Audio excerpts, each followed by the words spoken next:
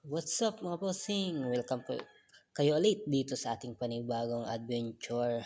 For today's video po ay manguha tayo ng lamang dagat, yung tinatawag na dalo-dalo. Dito po ay meron tayong mga kasama. Bali, apat kami, lima na sama-samang mangunguha ng dalo-dalo. Dito po ay nandito na tayo sa Bakawan. Bali, ito po yung kukunin natin na dalo-dalo mga bossing. Yan o. Ito ay maliliit pa, pero mamaya makakakuha tayo ng malalaki. So yung mga bossing, anong tawag sa ganitong uring lamang dagat? Dito kasi sa amin ang tawag ito ay dalo-dalo. Ayan o. Ito medyo malaki na, kaya kunin na natin ito mga bossing.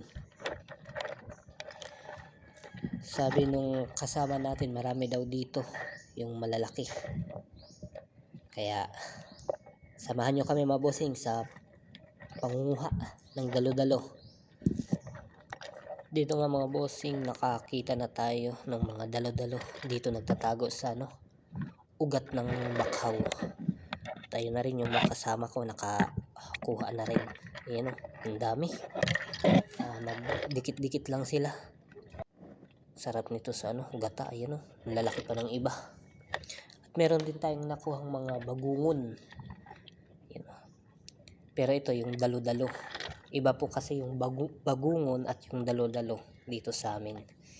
Ayan, dami. Sarap nito sa gata na medyo maanghang.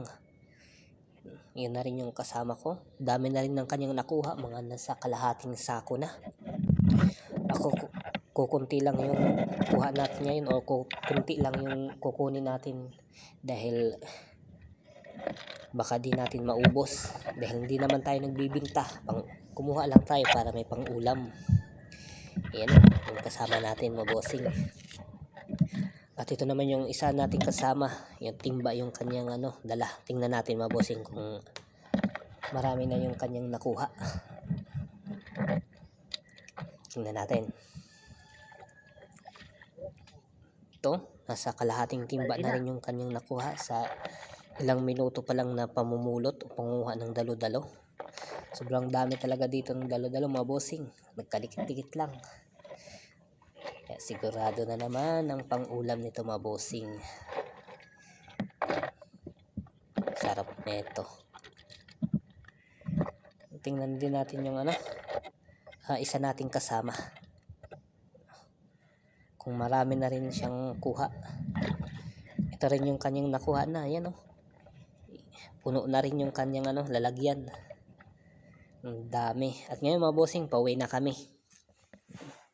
Yung iba ko, konti lang yung kinuha dahil mabigat yung pagdala.